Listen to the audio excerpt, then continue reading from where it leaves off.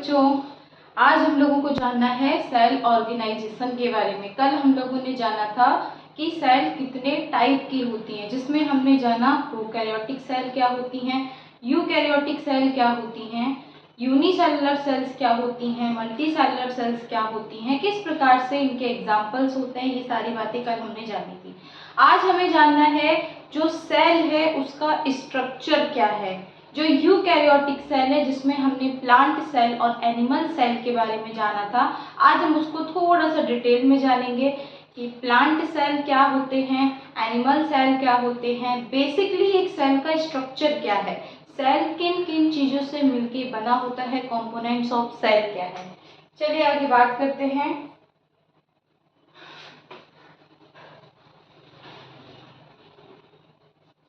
सबसे पहले हम जानेंगे स्ट्रक्चर ऑफ सेल, या पहले बात करते हैं कंपोनेंट ऑफ सेल। एक सेल जो है वो किन किन चीजों से मिलके बनता है। कंपोनेंट ऑफ सेल, ठीक है।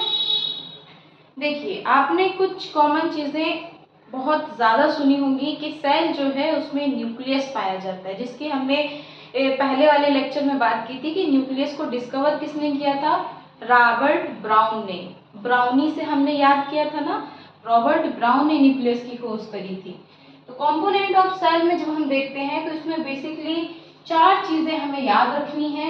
एक सेल में सेल ऑर्गेनेल्स क्या क्या होते हैं, जैसे कि स्ट्रक्चर की हेल्प से आपको थोड़ा थोड़ा समझाते हैं, ठीक है, फिर हम आपको उसके बारे में डिटेल में बताएंगे। जैसे हम बात करते हैं यहाँ पे एक एनिमल सेल की, ठीक है, ओवल शेप बना लेते। देखिए, शेप की बात अगर करी जाए तो शेप ऑफ सेल अलग चीज है, ठीक है। जब शेप ऑफ सेल की बात, मैंने इसको राउंड ही क्यों बनाया, ये भी क्वेश्चन आपके दिमाग में आ सकता है कि मैम इसको आपने राउंड ओवल शेप क्यों बनाया, क्या हम इसको इलोंगेटेड नहीं बना सकते हैं, या हम इसको किसी और शेप में नहीं बना सकते हैं। तो बिल्कुल बना सकते हैं, बट वहां पे बात आ जाती है फंक्शन के बेसिस पे स्ट्रक्चर जो है सेल्स का बदल जाता है, ठीक है। जब हम बात करते हैं सेल के शेप की तो different type of cell shape जो है प्रेजेंट होते हैं। फॉर एग्जाम्पल आपको थोड़ा सा आइडिया दें, शेप ऑफ सेल की अगर बात करें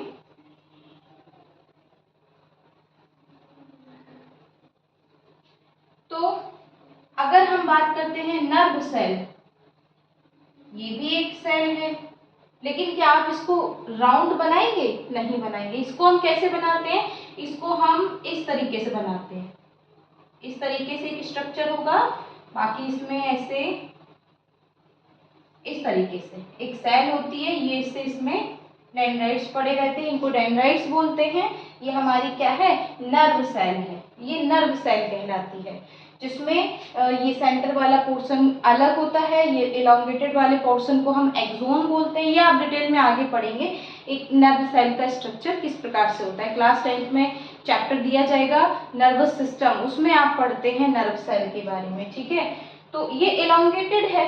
वहीं पे अगर हम बात करें लार्जेस्ट सेल की, ठीक है, आपसे पूछा जाता है which is the most largest cell in the world, अगर पूरे वर्ल्ड में बात करी जाए तो हमारी लार्जेस्ट सेल क्या है, लार्जेस्ट सेल की जब हम बात करते हैं तो वो है ऑस्ट्रिच एग।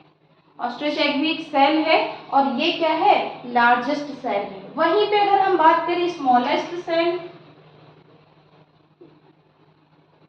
तो स्मॉलेस्ट सेल है हमारी माइकोप्लाज्मा, इसको हम PPLO के नाम से भी जानते हैं। यहाँ से अक्सर क्वेश्चन पूछ लिया जाता है, दिस इज वेरी इंपॉर्टेंट। यहाँ से क्वेश्चन बनता है which is the most smallest cell, mycoplasma. Mycoplasma से नहीं बताएंगे, PPLO से पूछ लेते हैं, what is the full form of PPLO, ठीक है। तो PPLO कुछ नहीं है, प्लूरो निमोनिया लाइक ऑर्गेनिज्म, बस यही है PPLO, माइकोप्लाज्मा सबसे छोटी सबसे स्मॉलेस्ट सेल होती है। तो शेप के बेसिस पे भी सेल अलग अलग टाइप की हो जाती हैं। हम यहाँ पे ओवल शेप की बात कर रहे हैं, यहाँ पे हम एक कोई सी भी एनिमल सेल मान लेते हैं, ठीक है। ये एक एनिमल सेल है, ये एक एनिमल सेल है।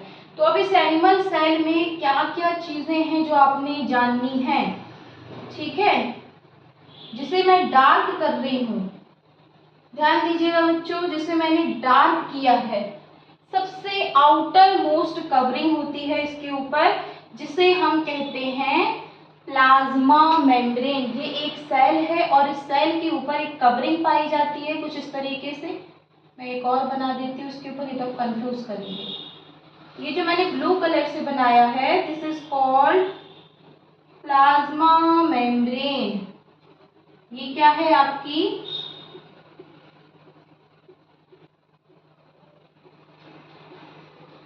प्लाज्मा मेम्ब्रेन, इसी को सेल मेम्ब्रेन भी कहा जाता है। तो प्लाज्मा मेम्ब्रेन है सबसे आउटर कवरिंग। प्लाज्मा मेम्ब्रेन क्या है? ये आउटर मोस्ट कवरिंग है। अब स्वाभाविक सी बात है, जो सबसे बाहर का कवरिंग होगा उसका एक इम्पॉर्टेंट काम जरूर होगा कि वो हमें प्रोटेक्ट कर रहा है आउटर एटमॉस्फेयर से, हमारे ऊपर एक कवर बना रहा है जिससे हमारे अंदर की जो सेल ऑर्गेनेल्स के अंदर जो चीजें पाई जाएंगी वो सुरक्षित रहे, सेफ रहे। ठीक है। अच्छा, ये भी पूछ लिया जाता है ये प्लाज्मा मेम्ब्रेन किस चीज से मिलकर बनी होती है, तो थोड़ा सा इसको भी याद रखना। ये जो प्लाज्मा मेम्ब्रेन है, it is made up of protein. Mainly इसमें प्रोटीन होता है, बट कुछ क्वांटिटी में इसमें लिपिड भी पाए जाते हैं। यानी ये किससे मिलके बनी है? प्रोटीन एंड लिपिड से। एक और पॉइंट आपने इसमें याद रखना है कि जो प्लाज्मा मेम्ब्रेन है ये कैसी होती है? Semi permeable. ये सेमी परमिएबल है। सेमी का मतलब क्या होता है? हाफ मान के चलिए। परमिएबल का मतलब होता है अलाउ करना। ये क्या है? सेल मेम्ब्रेन है, इसमें छोटे छोटे पोर्स होते हैं, बहुत टाइनी पोर्स पाए जाते हैं, जिसका काम होता है बाहर के प्रोडक्ट्स को या बाहर की कोई चीज है उसको सेल के अंदर लेके आना, सेल के अंदर कोई चीज है उसको सेल के बाहर वापस लेके जाना। ये काम करती है हमारी प्लाज्मा मेम्ब्रेन। बट ये सेमी परमिएबल है, तो ऐसा नहीं कि कोई भी मुंह उठा के चला आ रहा है अंदर घुसा जा रहा है, नहीं। यहाँ पे कुछ बॉडीगार्ड्स लगे होंगे जो ये चेक करेंगे कि ये चीज अंदर आने देनी चाहिए है या ये चीज अंदर नहीं आने देनी चाहिए। तो सेमी परमिएबल का मतलब क्या होता है कि हम किस चीज को अलाउ करेंगे, किस चीज को अलाउ नहीं करेंगे। तो यहाँ पे सेमी परमिएबल नेचर की होती है। अब ये जो मैंने अभी कहा ना कि कुछ चीजें अंदर आती हैं, कुछ चीजें अंदर से बाहर जाती हैं, तो यहाँ पे कोई प्रोसेस चल रही होगी, किसी की तो हेल्प से ऐसा हो रहा होगा। तो वो क्या है जिसकी वजह से चीजें बाहर से अंदर आ पाती है? भाई ऐसा तो है नहीं ना कि कोई सेंसर बोर्ड लगा है कि वो आसानी से कुछ भी है तो चला आ रहा है उसको सेंस कर लिया, नहीं। यहाँ पे एक मैकेनिज्म, एक मेथड काम करता है। ये जो चीजें अंदर से बाहर, बाहर से अंदर आ पा रही हैं, वो किसकी हेल्प से आती हैं? तो by the help of diffusion. यानी जो सेमी परमेबल मेम्ब्रेन है ये किस मेथड पे काम करती है? डिफ्यूजन। ये डिफ्यूजन मेथड पे काम करती है। ठीक है। अब आप कहोगे मैम डिफ्यूजन क्या है, तो अभी आप कोई नहीं, परेशान ना हो मेरे नादान परिंदों। डिफ्यूजन, ऑस्मोसिस सब कुछ धीरे धीरे जानेंगे। कंफ्यूज बिल्कुल नहीं करना है, परेशान बिल्कुल नहीं होना, ये नहीं सोचना है मैम ये तो मेरे समझ में ही नहीं है, तो सब ऊपर से निकल गया। थोड़ा रुकना है, माइंड को रिलैक्स करना है, सिर्फ आपको मेरी बातें सुननी है। देखो बेटा, एक बात मैं आपसे क्लियर कर दूं, आप लोग यदि वीडियो देख रहे हैं तो आपको वीडियो कम से कम 10 मिनट रुक के सुननी है। आपको चीजें समझ में आए या ना आए, पर आपको बातें मेरी सुननी हैं। ऐसा करने से दो चीजें होंगी।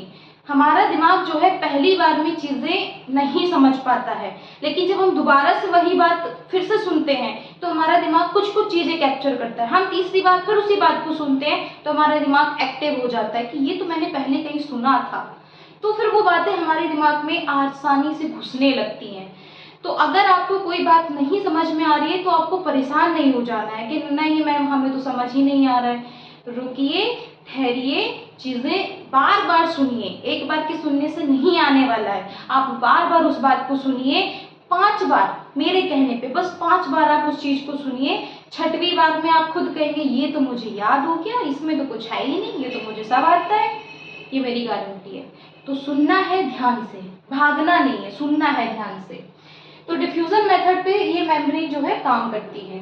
अब डिफ्यूजन क्या है? कुछ नहीं है, सिंपल सी चीज है। डिफ्यूजन का मतलब होता है कोई भी चीज हाई कंसंट्रेशन से लो कंसंट्रेशन में जाती है उसी को हम क्या कहते हैं, हाई कंसंट्रेशन से लो कंसंट्रेशन में जाना ही क्या कहलाता है, हमारा डिफ्यूजन कहलाता है। अब हाई कंसंट्रेशन से लो कंसंट्रेशन का क्या मतलब है, सपोज दैट हमने दीवार के एक कोने में परफ्यूम छिड़क दिया है, हमने एक कोने में परफ्यूम छिड़का है, थोड़ी देर बाद आप देखेंगे पूरे कमरे में हमें परफ्यूम की महक आने लगती है, सुगंधी आने लगती है। कैसे, हमने तो भाई एक ही कोने में छिड़का था, तो हमने जिस जगह पे परफ्यूम डाला है वहां परफ्यूम का कंसंट्रेशन क्या है, ज्यादा है, तो वो ज्यादा से अपने आप कहाँ की तरफ भाग रहा है, जहां उसे स्पेस मिल रहा है, कम की तरफ जहां नहीं है परफ्यूम के पार्टिकल्स, वो वहां मूव कर जा रहा है। यही चीज पर डिफ्यूजन कहलाती है कि जहां पे ज्यादा है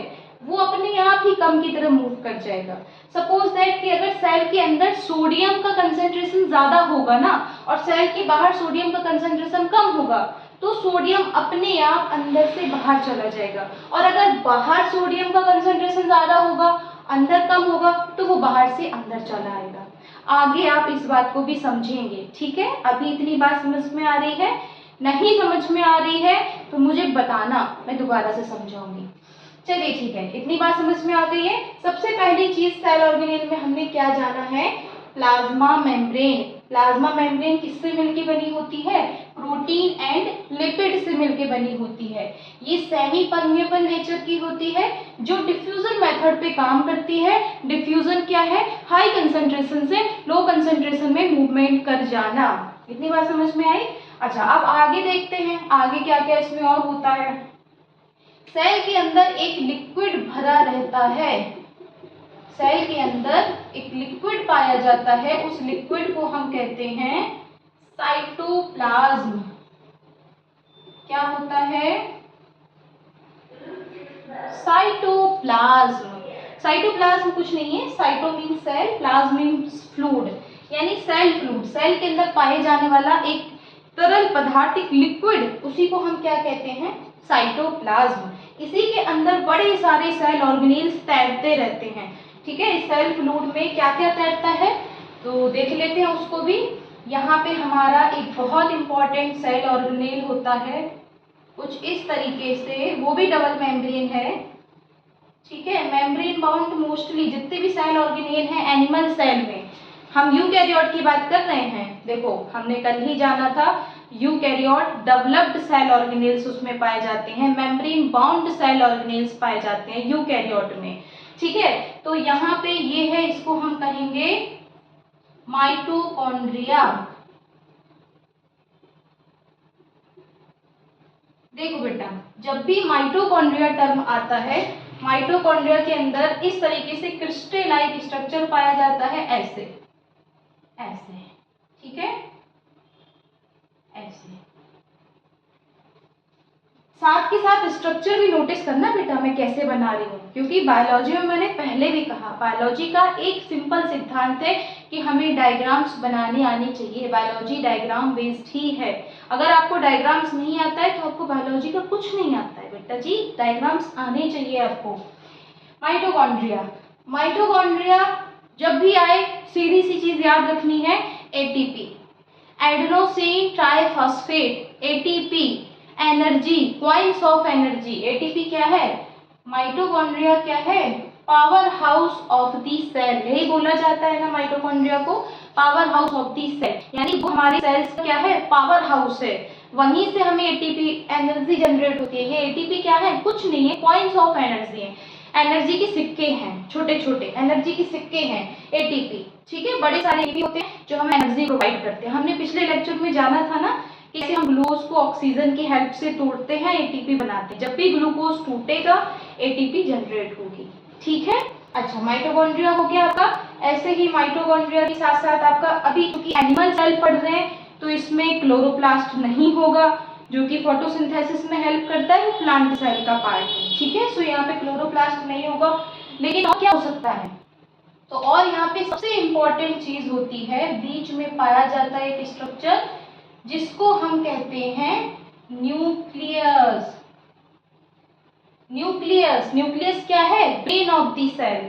न्यूक्लियस क्या है, इसको आपने याद रखना है, ब्रेन ऑफ द सेल। ये सेल का क्या है, ब्रेन है, क्योंकि सारा का सारा इंफॉर्मेशन डाटा किसने स्टोर कर रखा है, न्यूक्लियस ने। किस फॉर्म में स्टोर कर रखा है, डीएनए के फॉर्म में।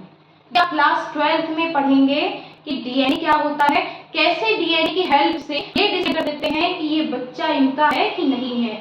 आगे डीएनए का आप यूजेस पढ़ेंगे। सो न्यूक्लियस क्या है, ब्रेन ऑफ द सेल है, सेल का ब्रेन है, ठीक है, जिसके अंदर क्या पड़े रहते हैं, क्रोमेटिन मटेरियल पड़े रहते हैं, ऐसे धागे जैसी संरचनाएं होती हैं, इनको हम क्या कहते हैं, क्रोमेटिन। थ्रेड लाइक स्ट्रक्चर कुछ नहीं है, chromatin the thread like structure, धागे जैसी संरचनाएं होती है जिसे हम क्रोमेटिन कहते हैं। ये क्या करते हैं, डीएनए स्टोर करके रखते हैं, ठीक है। चलिए हो गया आपका इंपॉर्टेंट। इसके ऊपर भी एक कवरिंग पाई जाती है जिसको हम क्या कहते हैं, इसको हम कहते हैं न्यूक्लियर मेम्ब्रेन। न्यूक्लियर मेम्ब्रेन, ये न्यूक्लियस है, न्यूक्लियस के ऊपर पाई जाने वाली कवरिंग क्या है, न्यूक्लियर मेम्ब्रेन है। उसके अंदर क्या पाया जा रहा है, chromatin material, thread like structure. Mitochondria हो गया, न्यूक्लियस हो गया। इसी के साथ साथ न्यूक्लियस से कुछ इस तरीके से स्ट्रक्चर्स बनते हैं, ऐसे ऐसे, ये इस तरीके से। इनको हम क्या कहते हैं, ये जो मैंने स्ट्रक्चर बनाए हैं ये बेसिकली क्या हैं, ये हैं आपके एंडोप्लाज्मिक रेटिकुलम।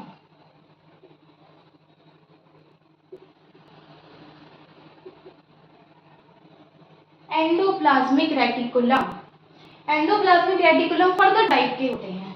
कैसे, एक होता है आपका रफ एंडोप्लाज्मिक रेटिकुलम और एक है आपका स्मूथ एंडोप्लाज्मिक रेटिकुलम। अब रफ और स्मूथ का क्या चक्कर है कि इसके ऊपर राइबोसोम्स लगे होते हैं। ये जो हमारा एंडोप्लाज्मिक रेटिकुलम है इसके ऊपर कुछ कुछ जगहों पे ऐसे राइबोसोम्स पड़े होते हैं, ये इस तरीके से। तो जहां पे राइबोसोम्स पाए जा रहे हैं उसका सरफेस थोड़ा रफ होगा तो उसको हम कह देंगे रफ एंडोप्लाज्मिक रेटिकुलम, और जहां पे नहीं पाए जा रहे हैं उसको हम कहेंगे स्मूथ एंडोप्लाज्मिक रेटिकुलम। इसका काम क्या है, इसका सिंपल सा काम है, ये हमारे प्रोटीन सिंथेसिस में हेल्प करता है। इसका काम क्या है, प्रोटीन सिंथेसिस करना, प्रोटीन को बनाना। अच्छा, इसी के साथ हमारे पाए जाते हैं गोल्गी एपरेटस, ठीक है, इस तरीके से इसके साथ जुड़े होते हैं गोल्गी एपरेटस।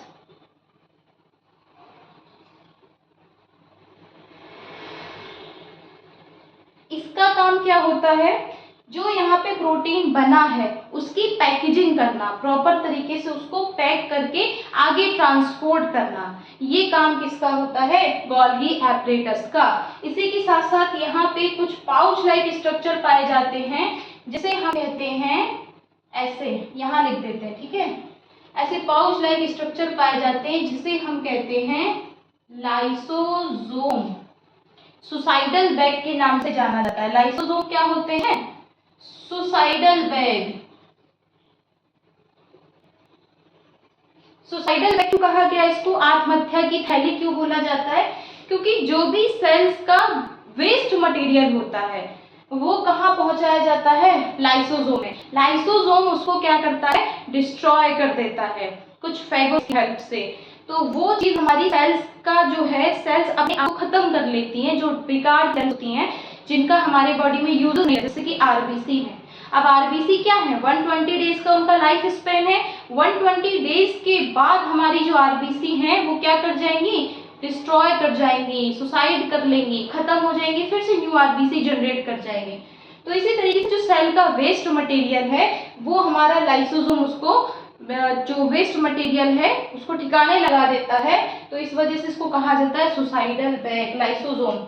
ऐसे ही बड़े सारे सेल ऑर्गेनेल्स पाए जाते हैं, मेन हमने जान लिए हैं, mitochondria, nucleus, Golgi apparatus, endoplasmic reticulum, lysosome, बस इतनी चीज़ें अगर आपने समझ ली हैं तो आपका क्लास 9 के हिसाब से एनिमल सेल कंप्लीट हो चुका है। This is called animal cell.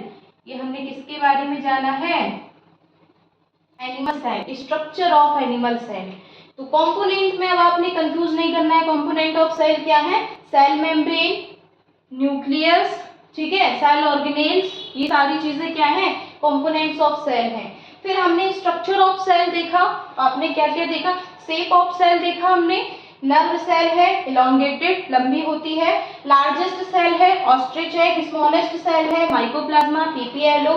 Structure of cell में हमने एनिमल सेल के बारे में सारी चीजें जानी। अगर यहाँ तक आपको कोई भी कंफ्यूजन, कोई परेशानी, कोई दिक्कत, कोई समस्या होती है तो आप कमेंट कीजिए, मैं दोबारा से उसको समझाने की पूरी कोशिश करूँगी। अगर आपको लेक्चर अच्छा लग रहा है, समझ में आ रहा है, तो प्लीज़ लाइक कीजिए, चैनल को सब्सक्राइब कीजिए। आप जितना ज़्यादा लाइक करेंगे मुझे मोटिवेशन मिलेगा, मैं अगले लेक्चर को और ज़्यादा अच्छा बनाने की कोशिश करूँगी। Thank you so much.